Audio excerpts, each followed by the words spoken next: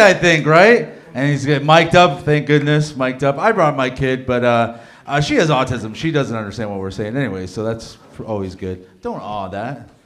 I'm a hero. You're right. You know, say aw. Say aw, Joe. You're the best. Thanks. But like I said, I don't need to put earmuffs on my kid because she doesn't understand. Put your hands together. And for the filthy, the nastiest, dirtiest comic in Hamilton, Eamon Nasser, everybody! Dirty Phil. This kid's got earphones on.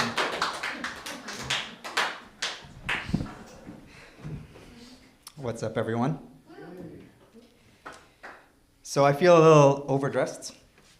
I feel like I have to explain. I need money. So I'm here to talk about your car's extended warranty. I went to my friends for advice because I need money, and they said, just suck dick.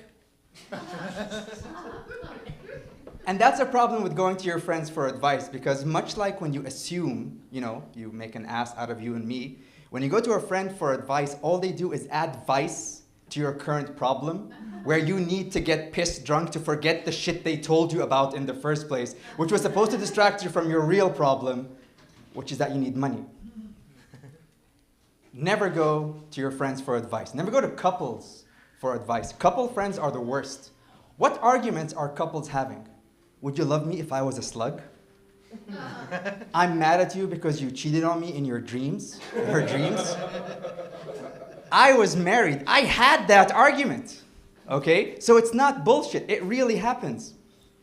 And one of the other arguments I had with my ex-wife was what we would do if a zombie apocalypse happens. I'm the kind of person who feels like, I like running, I'm sporty, I work out, so I will lead the resistance. I will try to forage and care for my son. She, on the other hand, said, well, why put up a fight when there are no more fancy restaurants to go to, so I'll just die. So now, not only am I divorced, but I was an asshole for thinking that I should try to survive.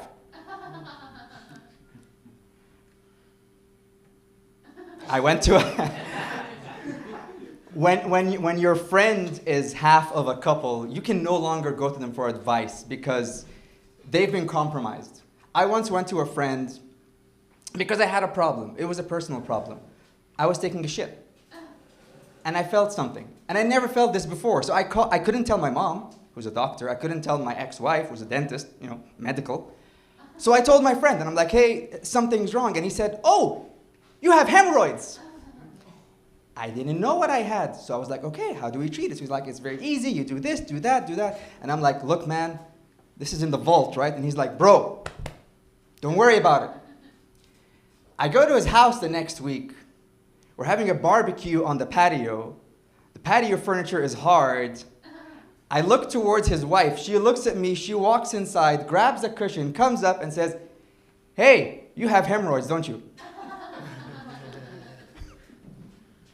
Never tell your secrets to your couple friends.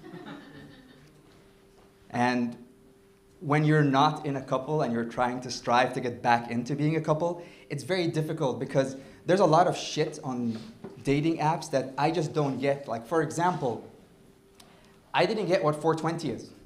420 friendly. You see it on all the profiles. 420 friendly, 420 friendly. I thought that was an area code.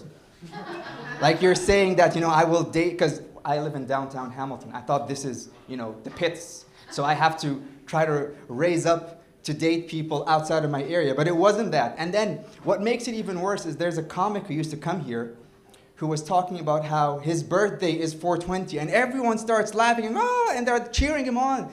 And the idiot being me, I'm like, oh, my birthday is close to that too, because I didn't understand what 420 meant.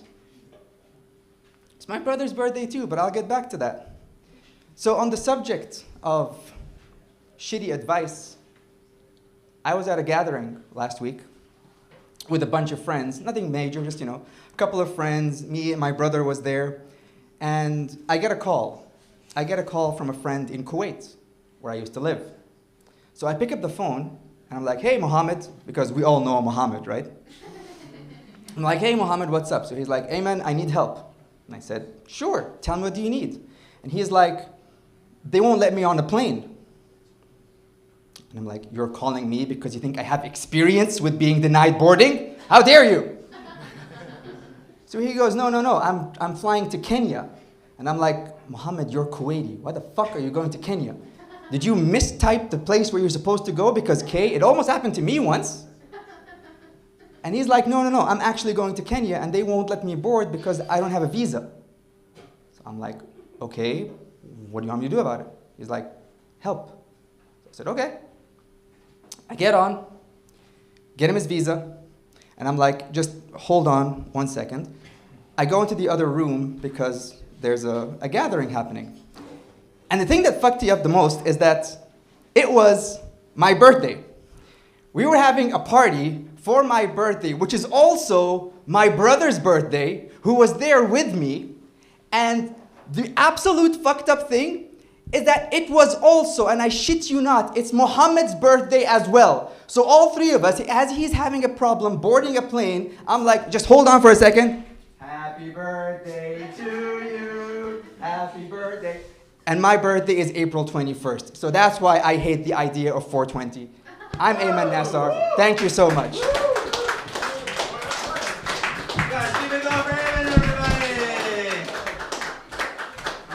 I would buy anything from you. Anything. Anything. All right, guys. I just noticed your kid has no headphones. I got to be careful. Yoel, this next 5 minutes.